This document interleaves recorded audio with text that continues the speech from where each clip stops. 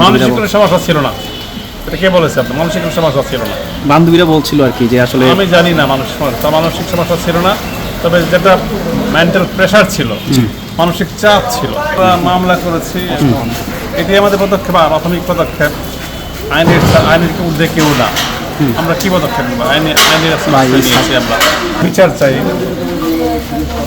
আমরা সুষ্ঠু তদন্ত হোক, তদন্তে যদি কোনো কেউ অপরাধী হয় শাস্তি হোক, এটাই আমরা চাই। আগে থেকে পরিবারের কোনো দ্বিধাদ্বন্দ্ব বা মনোমালিন্য ছিল কিনা আপনারা জানতেন? এটা স্বামী স্ত্রী আর আমার জানার জানি না। আমার বান্ধবীরা আমার যারা ওদের ফেসবুক গ্রুপে ছিল ওরা জানতো, ওরা ওদেরকে জিজ্ঞেস করলে আপনারা জানতে পারবেন। ফেসবুকের গ্রুপে শেয়ার করতে ওরা পরে আমাদেরকে বলছে যে অনেক কিছু আছে, এদের মধ্যে অনেক অনুমান্য ছিল। আর এই যে আগে যে বাসায় থাকতো সেই বাসায় নাকি আমি সংস্কার পাইলাম, সেই বাসায় নাকি তার থেকে গণ্ডগোল হয়েছিল। পরিষদ থেকে লোক আইসা, পরিষদ থেকে লোক আইসা ওই চেক করছে, কথাবার্তা বলে ওদেরকে বলছে যে এত গণ্ডগোল না করেছে, যেহেতু এটা স্পেশাল একটা জোন বিপিএস এই পরিষদের ভিতরে যেন এরকম কিছু না ঘটে, না করে না করছে, হয়েছি তো না করতে না করছে। এটা একটা গণ্ডগোলের কথা জানি। আর তার যারা ফ্রেন্ড সার্কেল আছে তাদের কাছ থেকে পরে শুনেছি তাদের মধ্যে মনোমালিন্য চলছিল। একটা মেয়ে গঠিত একটা ব্যাপারে, যেগুলি আলবির বান্ধবী তিথি নামে একটা মেয়ে, তাদের সম্পর্কের কারণে তাদের মধ্যে ছিল, চলছিল। আর যেটা জানি যে তারপরে শুনছি আর কিছু করে আলবিনা কিছু থেকে বিয়ে করতে চাইছিল, তার অনুমতি চাইছিল, তো সে অনুমতি দেয়নি কিংবা দিবে এরকম জানি না। RICL TMX, যুগের পর যুগ স্থাপনা থাকে মজবুত। মামলা করেছি, এটি আমাদের পদক্ষেপ, প্রাথমিক পদক্ষেপ।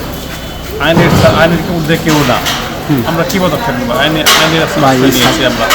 মানসিক কোনো সমস্যা ছিল না। এটা কে বলেছে আপনার? মানসিক কোনো সমস্যা ছিল না।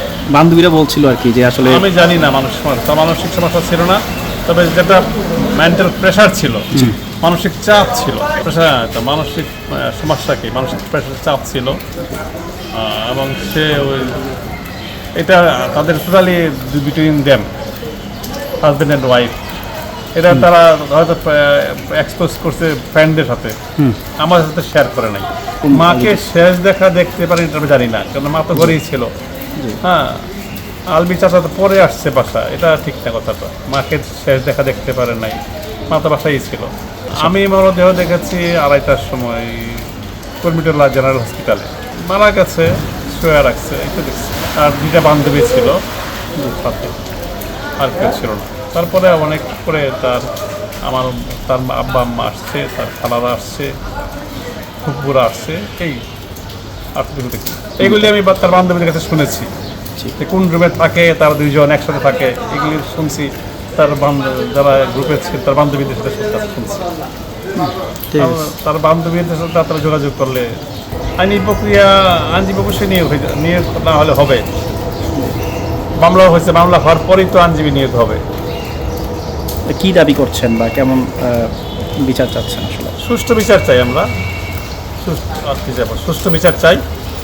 আর কি, মানুষের তো এটাই চাওয়া। মৃত্যুর পরে তো মানুষকে ফেরত আসবে না, তা এখন শুধু আমরা বিচার চাই, এটাই তো সবাই চায় না। আমরা কোনো আজ করতে পারি নাই, আমরা এরকম কোনো আজ করতে পারি নাই।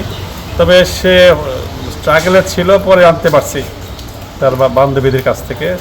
she was in struggle and he has big argument with her husband. She didn't share with us. ঠিক আছে, থ্যাংক ইউ। আলবি কোথায় আছে জানেন? না, আমাদের we have no knowledge whether he is in Bangladesh or not in Bangladesh.